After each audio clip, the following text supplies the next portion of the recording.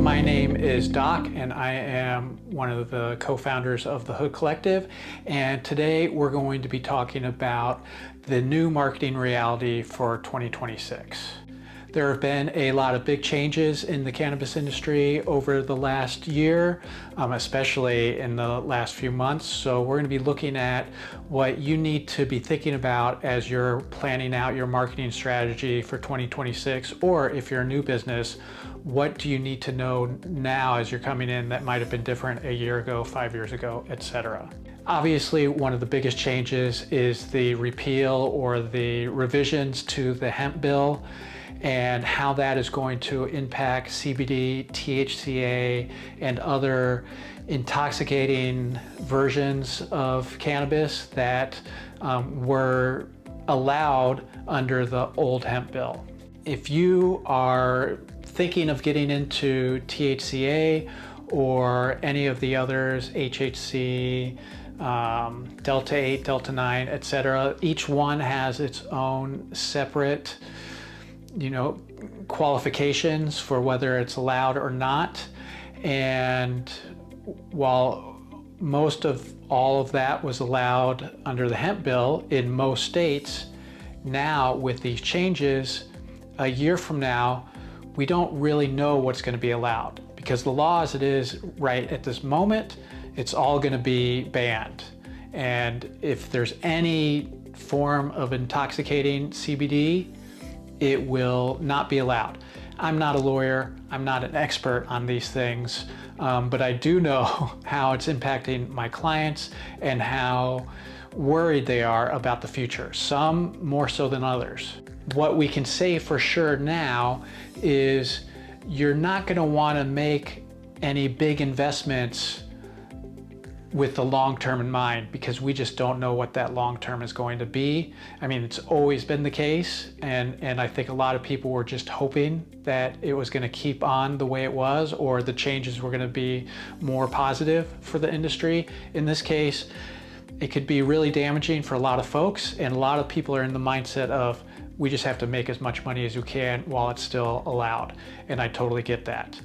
On the other hand, if you are in CBD and largely or entirely focused on non-intoxicating forms of CBD, then this is a real opportunity for you to continue establishing your brand, to point out, hey, what we've been doing is legal before, legal now, legal in the future, and kind of emphasize, it could be that you're the safe form, or that you are the health-focused form of cannabis, or you can pick whatever lane is appropriate for your brand, but you can think, what you want to do is think, how can I leverage this big news, this big change, and establish my brand? And I think that there has been a lot of difficulty, even within THCA.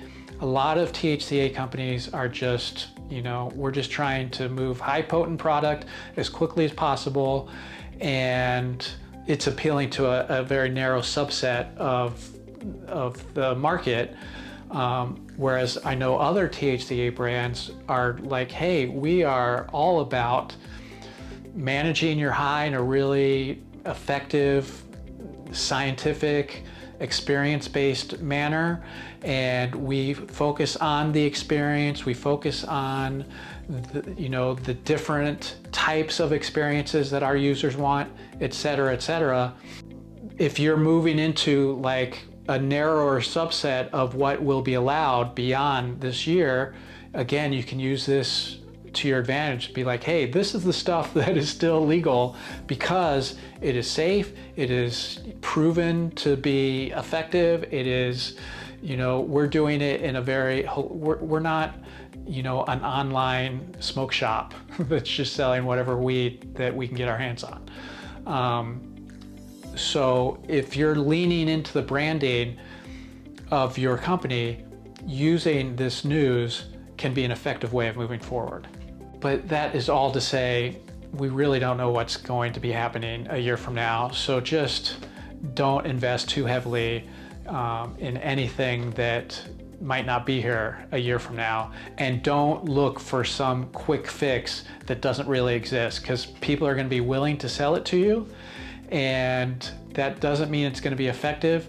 If someone is selling you something that sounds too good to be true, that sounds like, oh, they're overpromising and you're worried about it, it's because they are overpromising.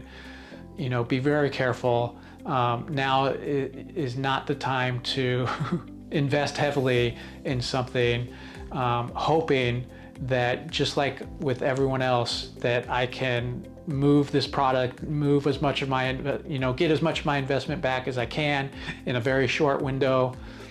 You know, don't throw good money after bad. Now, the other big change that happened very recently is, thankfully, good news for the industry, and that is rescheduling. Now, I'm not going to get into all the different sides of rescheduling, descheduling. Obviously, we all wish that it had been descheduled, but the reality is it's been rescheduled, and that has some very important benefits, including, hopefully, 280E is not something you're going to have to worry about in the future. And that means you're going to have more money for marketing.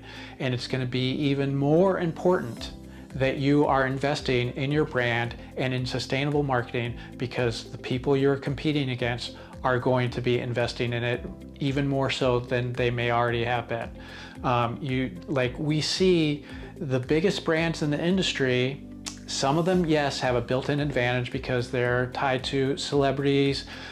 They have a greater name recognition right off the bat. They have a lot of money to pour into it, whether they're a celebrity or not. But exactly, they have a lot of money to pour into their brand and into their marketing, and that's why they've become nationally recognized, prominent brands that are succeeding where most of the industry is struggling.